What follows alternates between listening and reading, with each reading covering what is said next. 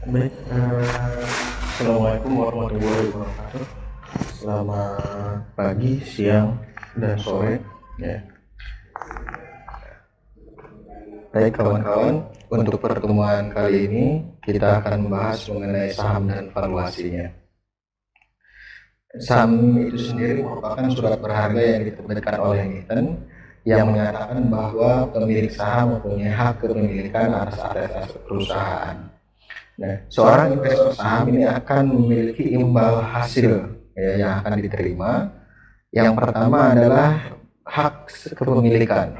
Jadi seorang investor saham, atau misalkan kalau kita mempunyai saham, memiliki saham perusahaan A, ya maka kita juga sebagai pemilik perusahaan A. Nah, selain hak kepemilikan tersebut, nanti kita juga akan menerima dividen. Ya, nanti di perusahaan itu ada yang dividen tunai, artinya perusahaan tersebut tiap tahunnya ada yang membagikan dividen, ada dividen non tunai. Ya, dividen non tunai itu biasanya adalah dalam bentuk saham kembali. Nah, pembagian dividen maupun tunai non tunai itu nanti ditentukan pada saat RUPS. Nah, selain dividen, nanti seorang investor saham juga akan mendapatkan capital gain. Nah, capital gain di sini yang dimaksud dengan capital gain di sini yang maksudnya adalah selisih antara harga jual dengan harga beli. Ya. Misalkan pada saat jual ya atau PN itu sama dengan 1000, sementara waktu belinya dia misalkan cuma 800, maka dia akan mendapatkan capital gain-nya 1000 dikurangi 800.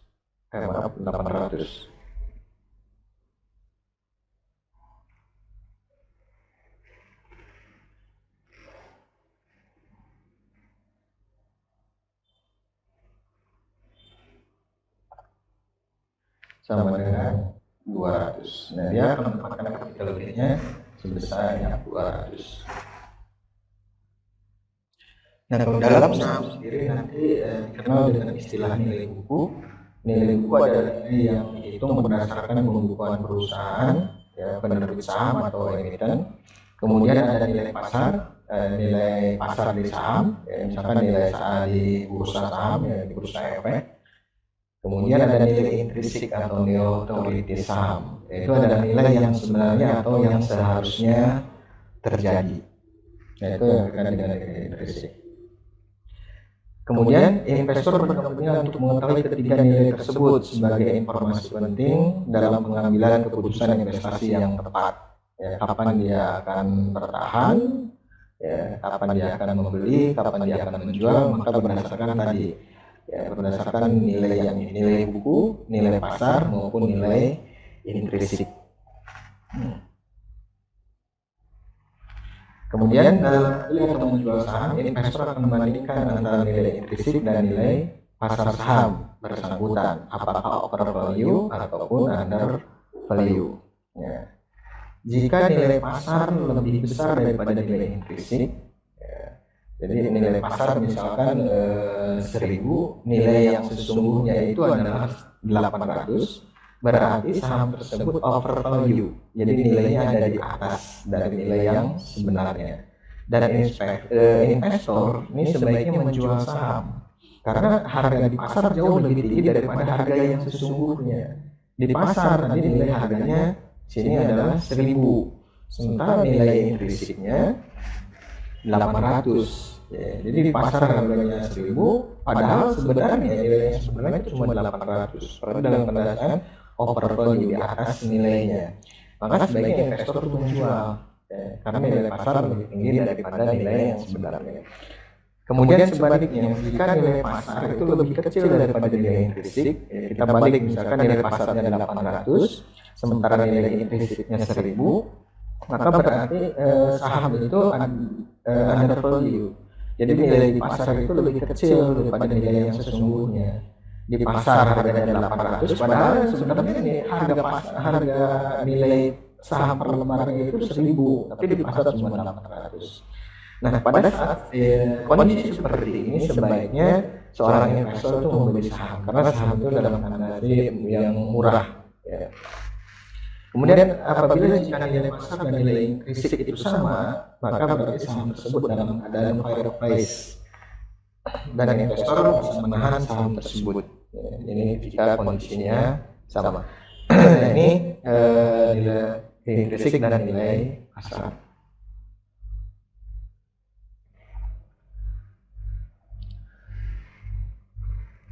Kemudian ada juga pendekatan dalam menentukan nilai intrinsik saham berdasarkan analisis fundamental.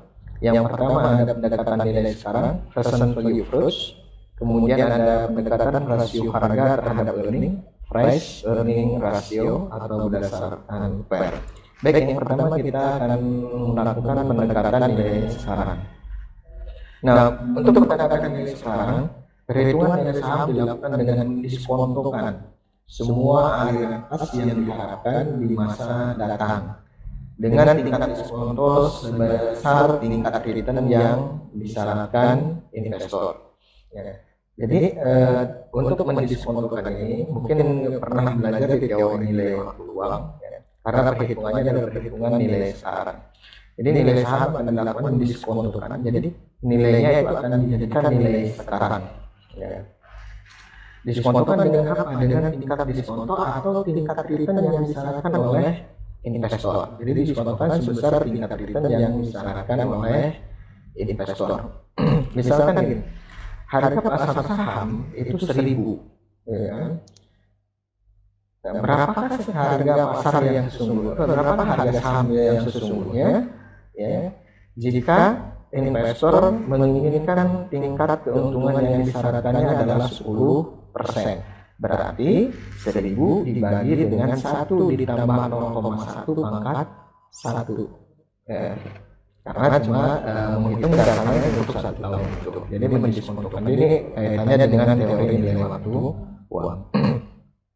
Dan nilai intrinsik disebut juga sebagai nilai teori suatu saham nanti akan sama dengan nilai diskonto semua aliran kas yang akan diterima investor di masa yang akan datang.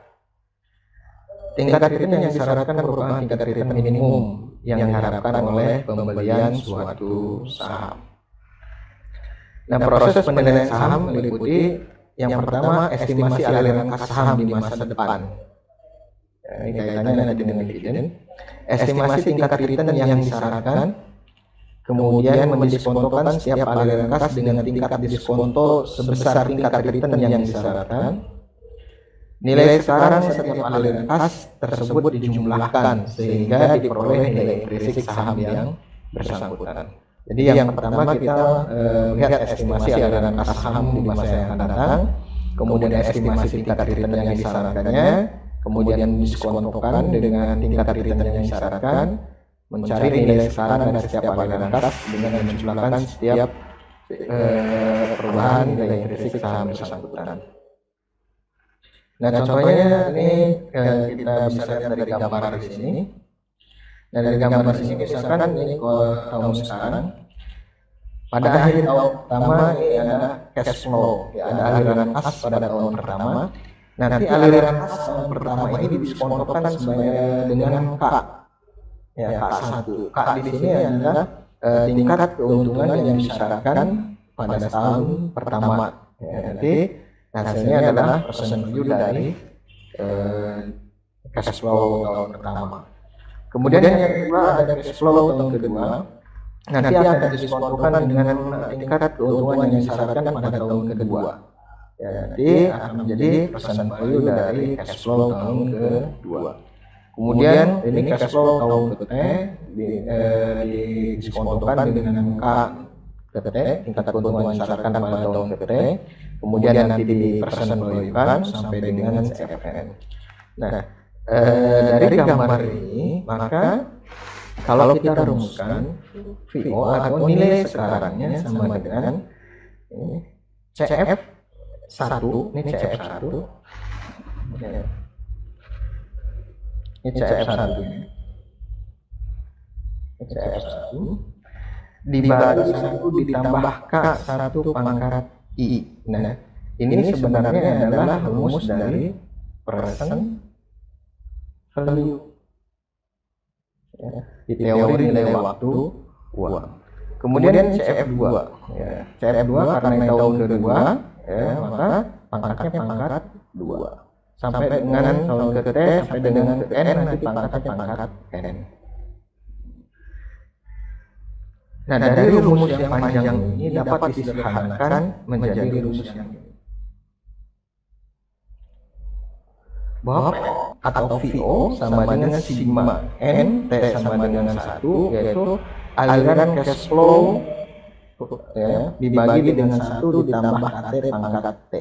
PO-nya adalah nilai setara 200 suatu saham, CF-nya adalah aliran kas yang diharapkan, kemudian ada AT, return yang disyaratkan, jadi K-nya itu adalah return yang disyaratkan, N-nya adalah jumlah periode, CF-nya adalah cash flow atau aliran kas.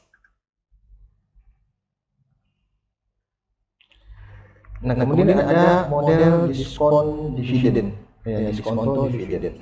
Model ini untuk menentukan estimasi harga saham dengan mendiskontokan semua aliran kas dividen yang akan diterima di masa yang akan datang. Ini perumusan modelnya, ini P atau PO atau VO, ini maksudnya adalah nilai sekarang. Nah, tadi dari rumusnya sebenarnya pada dasarnya rumusnya ini yang dipakai.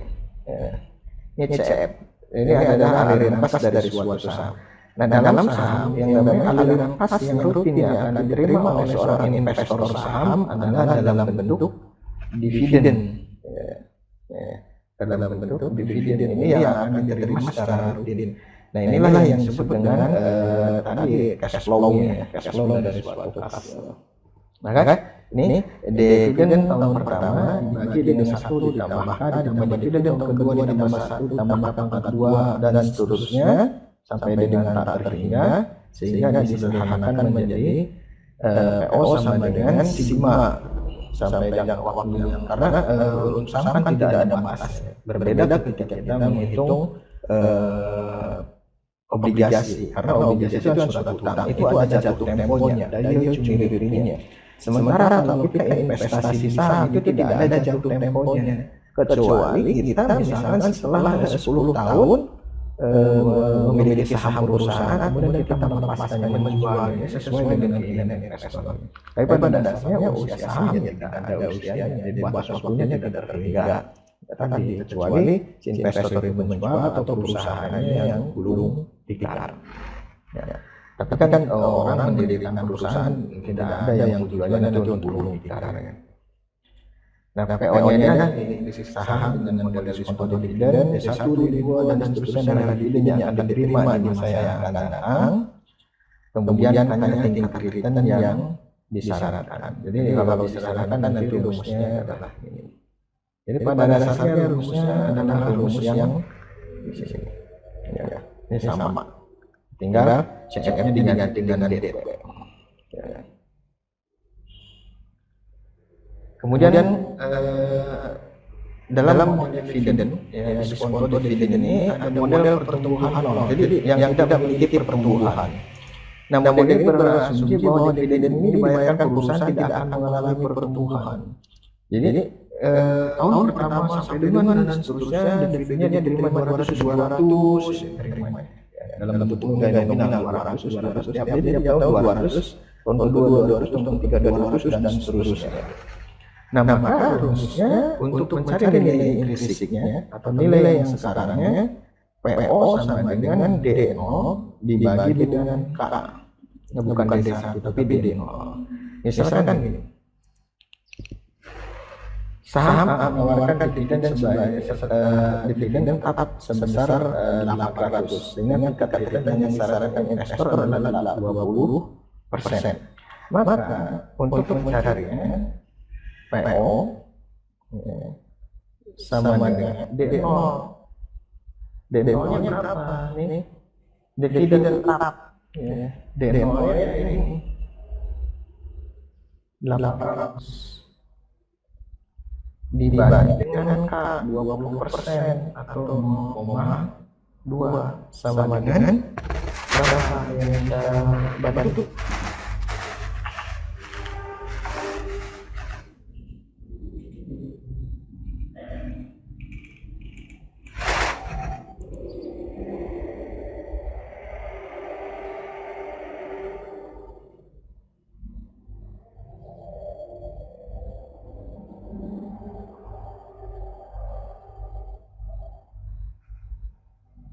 Sama dengan 4.000 rupiah.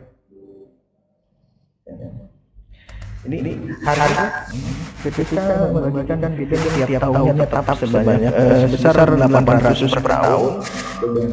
Tingkat keuntungan yang disarankan atau return yang disarankan investor itu 20%, maka harga sahamnya adalah 4.000 rupiah.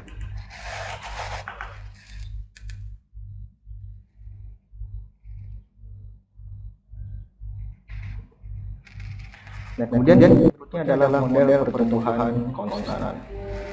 Model ini dipakai untuk menentukan aliran kas saham jika dividen yang dibayarkan mengalami pertumbuhan itu secara konstan pertumbuhannya selama batas waktu tak terbatas, ya, di mana pertumbuhannya atau GT plus 1 itu sama dengan GT untuk semua waktu. Jadi pertumbuhannya konstan. Misalkan perusahaan sekarang membagikan dividen 800, diperkirakan akan tumbuh secara konstan selamanya dengan tingkat pertumbuhan 10%. Maka D0 nya tadi berapa? D0 nya 800, G-nya itu adalah 10%. Jadi D0 ditambah kali 1 ditambah dengan 10% dibagi 1 ditambah K-nya dengan pertumbuhan yang 10% tersebut, tingkat dividen yang disarankan oleh investor adalah 15%. Jadi 1 ditambah 0,15 dan seterusnya. Nah, ini rumusnya benar-benar terhingga. Karena ini pertumbuhannya konstan, maka model ini bisa disederhanakan menjadi rumusnya PO sama dengan D1 dibagi dengan K dikurangi G. K-nya adalah tingkat dividen yang disarankan oleh investor, G-nya adalah tingkat pertumbuhan.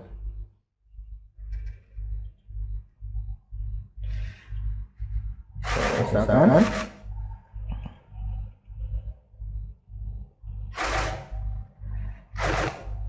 PT Omega membayar dividen sebanyak 1.000 per tahun. Pertumbuhan dividen direncanakan 5%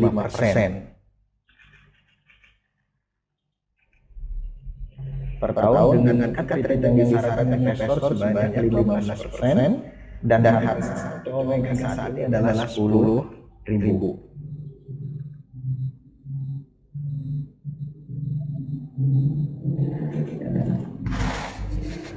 Berapa nilai implisit dari saham tersebut? Ya, atau nilai yang sebenarnya. PT Omega membayarkan dividennya 1.000 per tahun.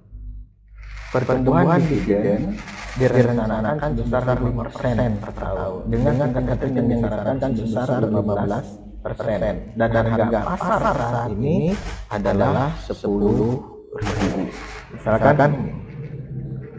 Nah, dari sini diketahuinya, ya, diketahui dividen membayar dividen atau Omega membayar dividen per tahun. Itu kondisinya adalah DO. DO itu sama dengan 1.000. Pertumbuhan dividen itu G sebanyak 5%. Kemudian K-nya 15%. Kemudian harga pasar, harga pasar 10.000 kita abaikan dulu. Kemudian rumusnya tadi P0, ya, PPI sama dengan D0 dikali 1 ditambah G dibagi dengan Rumusnya dibagi dengan K dikurangi dengan G. Nah, DO ditambah 1 ditambah G ini adalah rumus dari D1. Karena kan rumus awalnya kalau kita lihat tadi kan PO ya sama dengan D1 dibagi dengan K dikurangi G. Nah, D1-nya itu adalah D0 ditambah 1 dikali G. Kita lanjut. D0-nya berapa? D0-nya sini 1000. Nanti dikali dengan 1 ditambah 0,05 dibagi 0,15 dikurangi 0,05 sama dengan 1050. Ini 1 ditambah 0,5 adalah 1,05 dikali 1050 dibagi 0,15 dikurangi 0,05 adalah 0,1 sama dengan 10.500. Jadi harga pasar saat ini adalah 10.000. Nilai implisitnya ini adalah 10.500. Ini berarti dalam kondisi apa? Nilai lebih tinggi daripada nilai pasar itu lebih rendah dibandingkan dengan nilai implisит atau nilai implisit lebih besar daripada nilai pasar. Nah, maka di sini dalam keadaan under value. Kalau under value sebaiknya sebaliknya kita beli saham ini. Karena kondisinya adalah under value di mana nilai intrinsik atau nilai pasar di bawah nilai intrinsiknya. Jadi di pasar harganya 10.000, tapi nilai yang sesungguhnya itu adalah 10.500. Berarti kan lebih murah, lebih rendah atau dalam keadaan under value. Maka sebaiknya kita beli saham tersebut ya, saham PT Omega tersebut.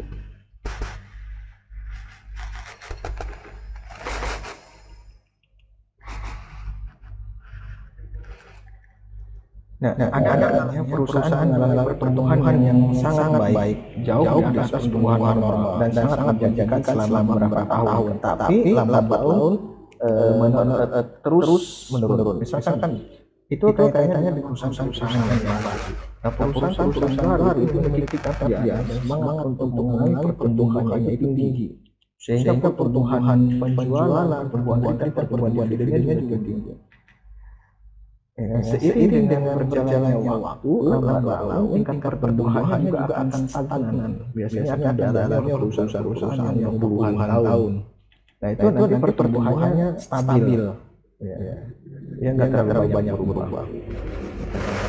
Misalnya suatu perusahaan pertumbuhan pasti selama 5 tahun, mungkin bisa membayar tingkat dividen pertumbuhannya 20% per tahun selama 5 tahun.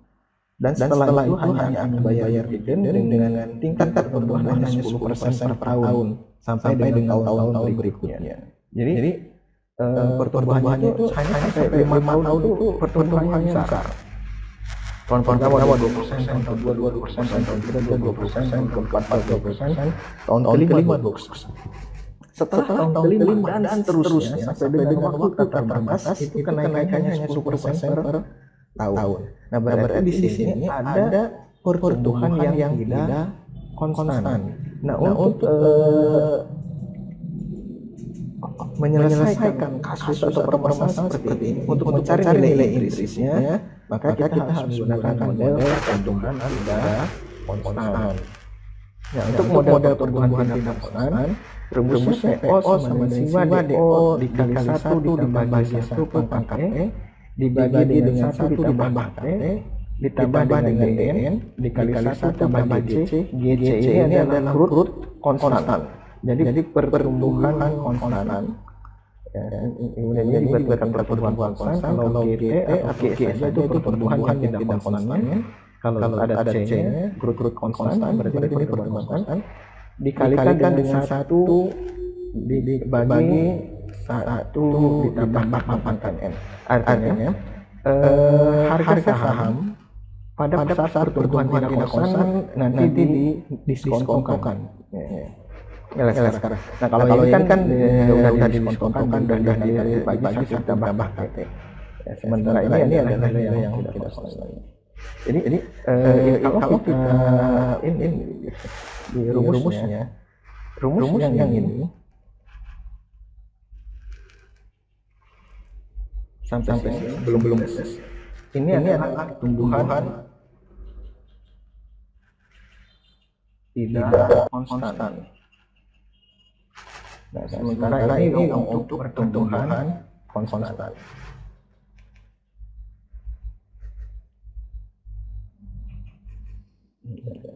Jadi yang pertumbuhan tidak konstan kita hitung sampai dengan ke kapan itu tidak konstannya.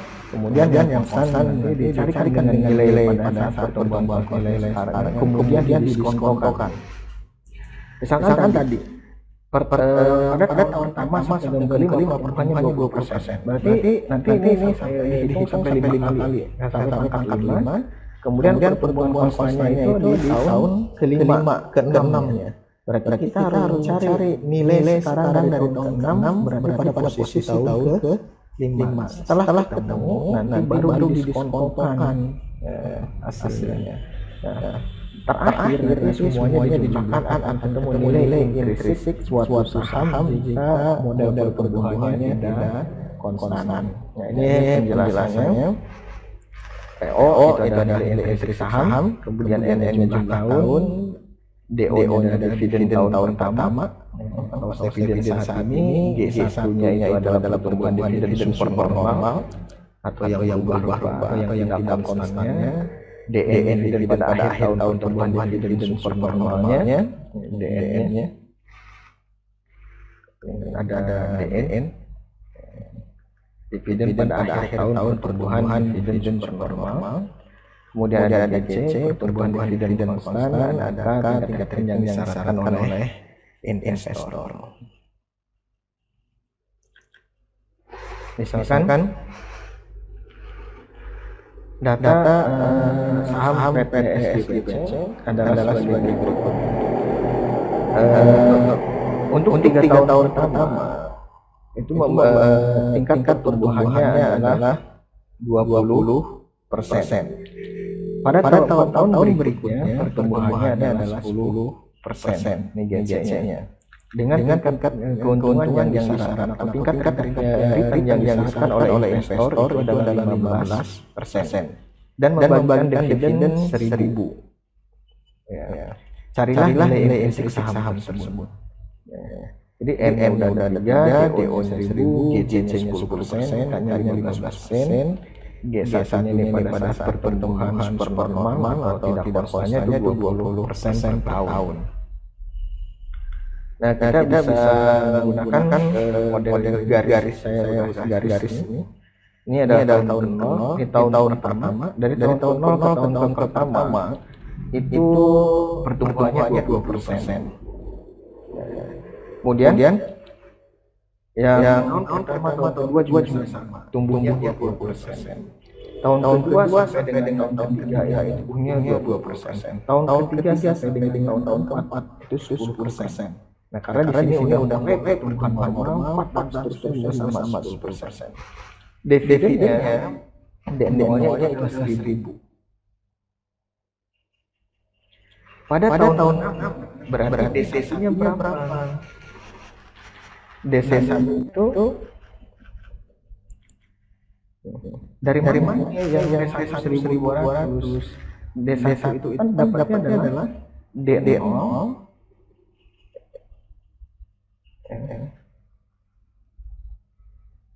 dikalikan 1 ditambah G. D0 1 tambah G itu rumus DC1. D0-nya apa? Ya. Kita tarik ke atas ini D0 ya D1 sama dengan D0 dikali 1 ditambah G. D0 nya berapa? 1.000 dikali 1 ditambah 0,2 sama dengan 1000 dikali dengan 1,2 sama dengan 1200. Ini 1200. 1400 didapatnya dari D2 sama dengan D1 dikali 1 ditambah G. Ya, D1-nya 1200 dikali 1,2 1410. D3 berapa? D3 ya didapat dari D3 sama dengan D2 dikali 1 ditambah G. D4 juga sama. D4 sama dengan D3 dikali 1 ditambah G. GC. Tapi G yang sini adalah yang 10%. Ini D3 sama dengan D4 sama D3 1728 dikali berapa? Dikali dengan 1,1. Kenapa 1,1 ini? Karena pertumbuhannya nih dari 3 ke 4 pertumbuhannya adalah 10%, sehingga didapat 1900,8. Nah ini untuk mencari DD. Nah di rumus ini adalah semuanya. Tadi kan DO sudah pakai, belum didiskonkan. Ya, ini belum bisa ditambah dengan K, maka kita harus diskonkan. Nah, nilai sekarang dari D1 itu berapa? Nilai sekarang ini didapat dari 1200 dibagi dengan 1 ditambah K. Tingkat ketentuan yang disyaratkannya berapa? 15. Karena ini tahun pertama satu sama dengan 1200 dibagi dengan 1,15. Hasilnya adalah 1043.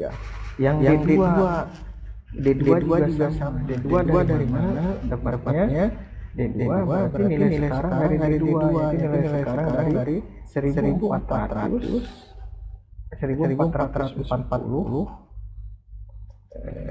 Saya hapus dulu.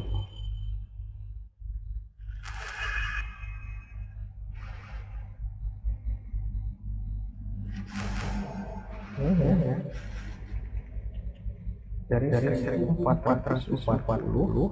dibagi dengan 1,15 karena tahun kedua ini angka 2. Nanti hasilnya tahun ketiga sama D3 karena ini tahun ketiga berarti D3-nya berapa? D3-nya adalah 1728 dibagi dengan 1,15 pangkat 3. Nanti hasilnya ini. Nah, 3 ini adalah tumbuhan yang tidak normal. Kalau kita banding rumus, maka pakai yang ini. Nah, sekarang tinggal yang ini apa? Pertumbuhan normal yang N kali 1 tambah C di K di sini C. Nanti didiskonkan. Nah, ini rumusnya. P3, kenapa tahun keempat P3?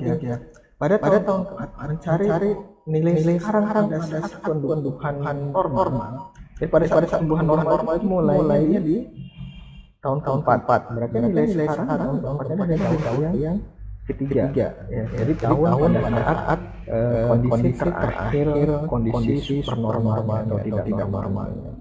D4-nya adalah 1900,8 dibagi tingkat ketuaan yang disyaratkan adalah 12% dikurangi 10%. Nanti didapatkan nilai pada tahun harga pada tahun 3 itu 38.000. Nah, 38.000 ini didiskonkan. ya kan? Jadi diskonkan sesuai dengan pada tahun kondisi yang supernormal terakhir. Jadi ini dapatnya adalah dari 38.016 dibagi tetap 1,15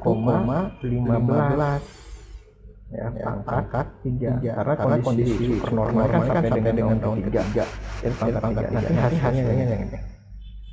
Nanti semua nilai sekarang ini, semua nilai diskon ini dijumlahkan, dapatnya adalah 28.264,66. Ini saya nilai lagi. Nanti ini semuanya dijumlahkan, ketemunya adalah ini. Oke, ada yang ditanyakan? Ini ada 28. Ini nilai risiko saham pada saat tahun-tahun pertama memberikan dividen 1.000 dengan tingkat pertumbuhan selama 3 tahun pertama 20% dan seterusnya tumbuh normal dengan tingkat pertumbuhannya 10%. Ya.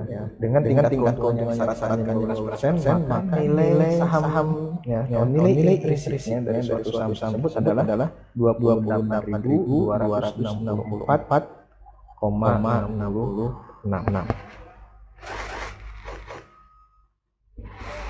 Yang berikutnya adalah menentukan return yang disyaratkan. Tingkat yang disyaratkan atau A digunakan sebagai tingkat diskonto dalam diskonto dividen. Tingkat return syarat-syaratkan merupakan tingkat minimal yang diharapkan investor sebagai kompensasi atas risiko untuk bersedia berinvestasi.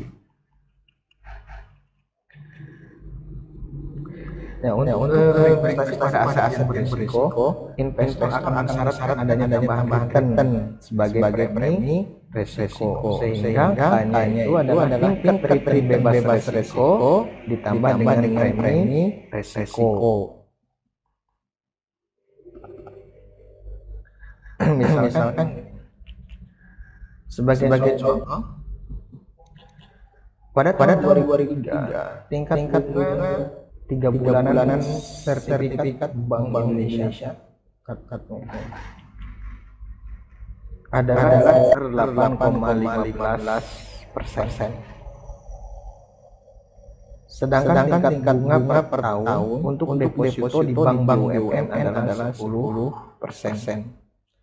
Anggap tingkat bebas risiko yang dipilih adalah 10%. Selanjutnya, anggap investor menekan 3% sebagai premi risikonya untuk berinvestasi pada saham telekomunikasi Indonesia. Dengan demikian, tingkat return syarat-syaratkan investor untuk saham telekomunikasi adalah 10%. Ini adalah yang bebas risiko. Anggap return yang bebas risikonya dia 10%. Kemudian si investor tersebut menentukan bahwa premi risikonya adalah 3%. Sehingga tingkat keuntungan yang disyaratkan untuk Telkom Indonesia itu adalah 13%.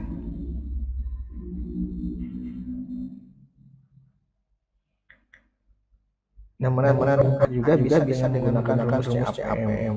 Ini udah kita pelajari pada saat belajar resiko.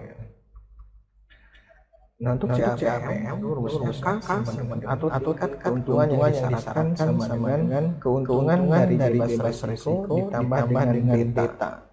Jadi dikali dengan keuntungan pasar dikurangi dengan keuntungan bebas risiko. Contohnya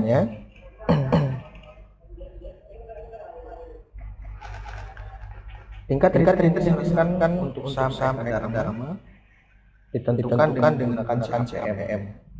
Ya, pada tahun 2003 investor menetapkan premi risiko pasarnya di bursa efek. Ini premi risiko pasar itu udah KM dikurangi KRF. Jadi tingkat keuntungan yang disyaratkan dari pasar dikurangi tingkat keuntungan yang bebas risiko itu sama dengan 6%. Jadi ini udah KM dikurangi KRF. Jika diketahui saham Ekadharma tersebut ya, untuk periode 98 sampai 2002 diestimasi adalah 0,7566. Dan nilai beta tadi juga bisa kita gunakan dengan menggunakan persamaan regresi, yaitu dari nilai persamaan regresi itu kan regresi Y sama A ditambah BX. Nah, B ini adalah koefisien betanya atau koefisien regresi itu bisa juga sebagai beta. Dan itu kita udah pernah coba pada saat mencari risiko atau dengan tingkat bebas resikonya adalah 10%. Maka tingkat yang disarankan untuk saham Ekadharma tersebut berapa? Mencari angkanya. Tadi K sama dengan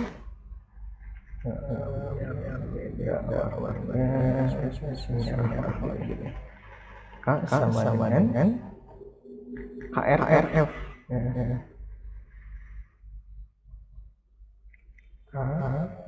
KRF ditambah dengan beta dikali M dikurangi KRF sama dengan KRF. KRF itu adalah pengembalian bebas resiko. KRF-nya risk-free.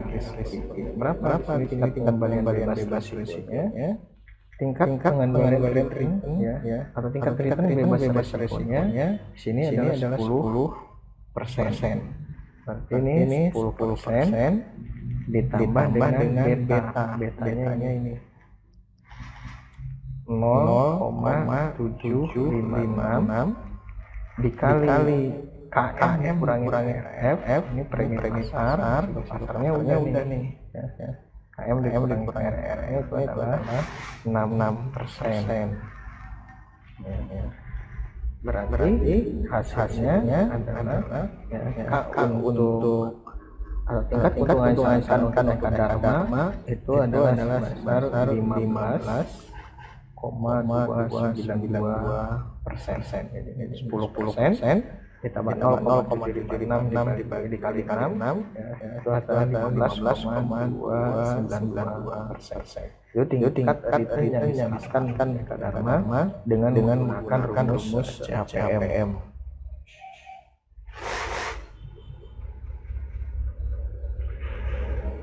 Kemudian bukan tingkat pertumbuhan di masa tingkat pertumbuhan masyarakat tidaklah selalu diprediksi. Analis sekuritas dan investor memang tidak dapat dengan mudah menggunakan tingkat pertumbuhan saat ini atau masa lalu untuk memprediksi tingkat pertumbuhan di masa yang akan datang. Namun dengan mengetahui tingkat pertumbuhan masa lalu dan saat ini, baik tingkat pertumbuhan perusahaan, industri maupun perekonomian, analis sekuritas dan investor akan mempunyai kemudahan dalam prediksi tingkat pertumbuhan di masa yang akan datang. Nah, salah satu cara untuk estimasi tingkat pertumbuhan di masa yang akan datang adalah dengan cara mengestimasi tingkat pertumbuhan dividen. Kemudian tingkat pertumbuhan dividen dikenal sebagai pertumbuhan berkelanjutan, sustainable growth rate. Nanti tingkat pertumbuhan berkelanjutan atau sustainable growth rate itu rumusnya adalah ROE dikali retention ratio. Nah, retention ratio itu adalah rasio dari laba yang ditahan dibagi dengan tingkat pendapatan. Kemudian tingkat pertumbuhan berkelanjutan sendiri ROE sama dengan dikali 1 dikurangi payout ratio. Jadi retention ratio itu dengan 1 dikurangi payout ratio. Nanti dengan cari DPRR, dividen payout ratio adalah dividen perlembaran saham dibagi dengan laba per sahamnya, di mana ROE sendiri adalah laba bersih dengan ekuitas. Contoh misalkan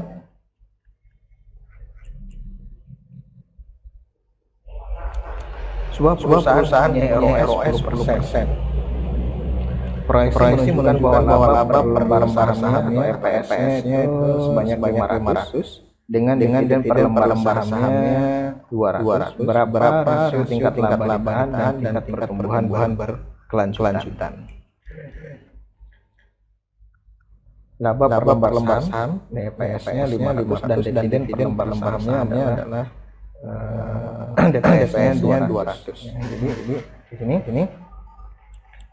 diketahui ROE bersama dengan 10%, kemudian ada earning per share-nya 500, kemudian ada dividen per share-nya itu 200. Jadi yang pertama cari dulu payout rasionya.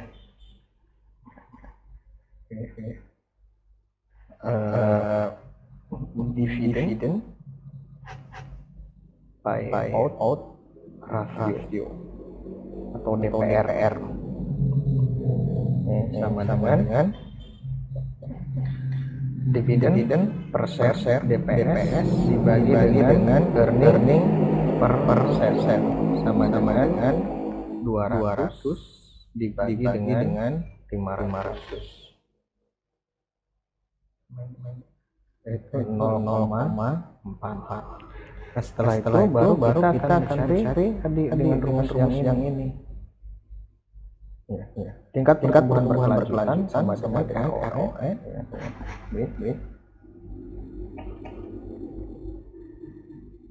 Tingkat pertumbuhan berkelanjutan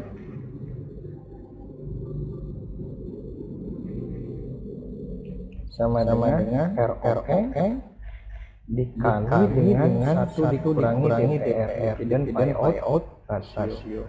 ROE-nya berapa? ROE-nya itu adalah 10% dikali 1 dikurangi 0,44 sama dengan 10 dikali 0,66 sama dengan tingkat pertumbuhan jutanya 60%.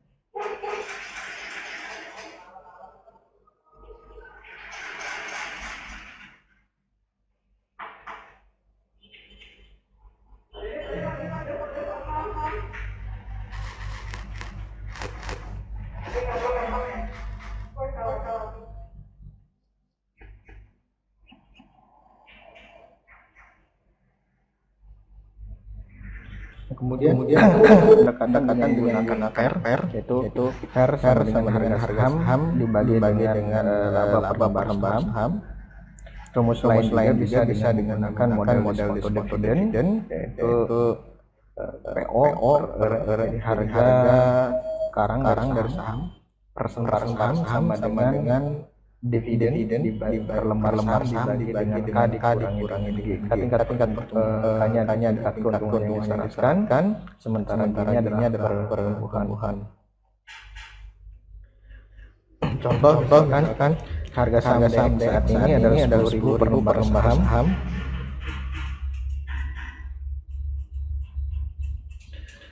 Pada tahun ini oleh sebesar 900 juta rupiah.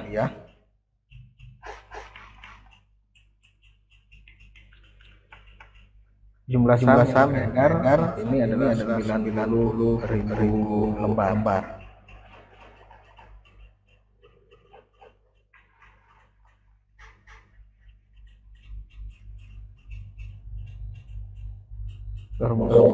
Pair ya, sama harga saham dibagi dengan jumlah saham per lembar. Jadi sini R sama dengan harga saham ya, saat ini harga saham lembarnya 10.000 dibagi dengan lembar saham diperoleh oleh sebesar 900 juta rupiah dibagi dengan 900 juta ya dibagi dengan 900.000. lembar sama dengan 10.000 dibagi dengan jadi earning itu adalah tabanya 900 juta rupiah. Jumlah saham yang beredarnya adalah 9.000 lembar saham. Jadi laba per lembar sahamnya sama dengan laba dibagi dengan jumlah saham yang beredar. 900 juta dibagi dengan 900.000.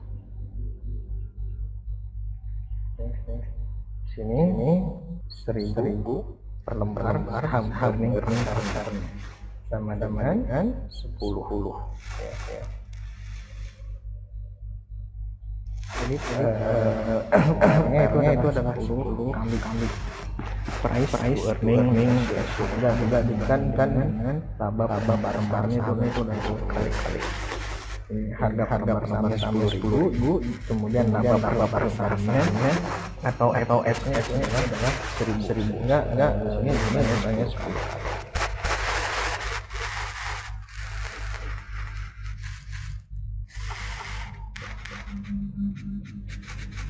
Kemudian seorang investor membeli saham DPS hanya akan membagikan 88%. Jadi dividen dibagi dengan SA, dividen persen itu hanya 0,8 dari earning yang diperoleh bagi investor dalam bentuk dividen.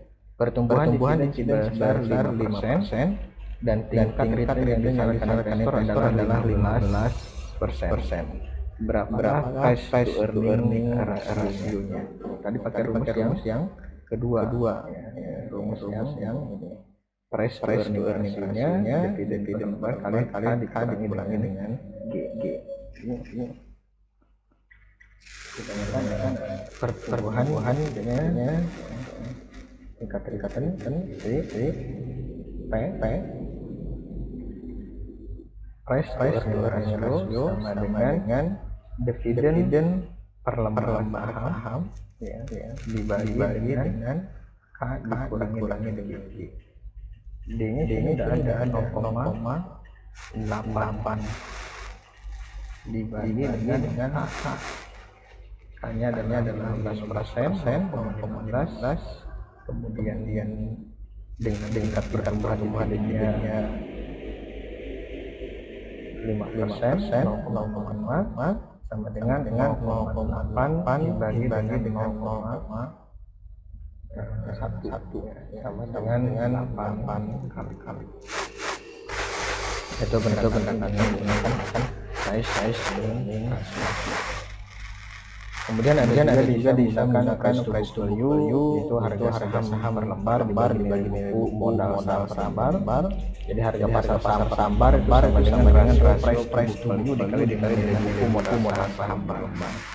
Kemudian selain saham juga ada saham preference. Bedanya kalau saham preference memiliki karakteristik gabungan antara saham dan obligasi dan membayarkan dividen saham biasa tetapi besarnya berdasarkan persentase tertentu dari nominal saham preference sepertinya awalnya obligasi. Jadi kemudian jika perusahaan mengalami gagal bayar dan maka perusahaan tidak dapat dibangkrutkan, tidak seperti obligasi. Artinya untuk cari saham preference, harga saham preference ya ini panjangnya sederhana jadi sama dengan dividen dibagi dengan AP ya. Jadi kalau saham biasa tadi keuntungan yang syarat K, yang preference itu ada subscription-nya P. Kemudian misalkan nilai nominal saham preference dividen 10%, tingkat keuntungan yang saham preference-nya 15%. Bagaimana dari 1.000 dibagi dengan dividennya nilai nominalnya. Ini maaf. Jadi nanti di sini nilai dividennya adalah 10%. Nilai nominalnya 1.000. Dividennya berarti sini 10% dikali dengan 1.000 dibagi dengan F-nya adalah 0,15 sama dengan 100 dibagi 0,15.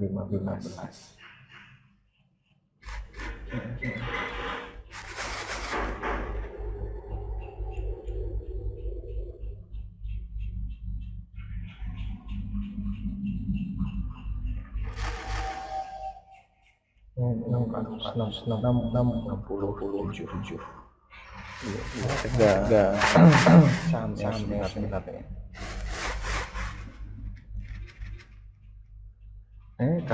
Berkaitan dengan saham ya. Untuk kalian kita coba sini jangan kerja kerjanya ada nomor ada S1 S2 dan S3 kemudian ada yang nomor empatnya. Baik, terima kasih. Kalau ada kan tanyakan yang ada di Google Classroom. Terima kasih. Assalamualaikum warahmatullahi wabarakatuh.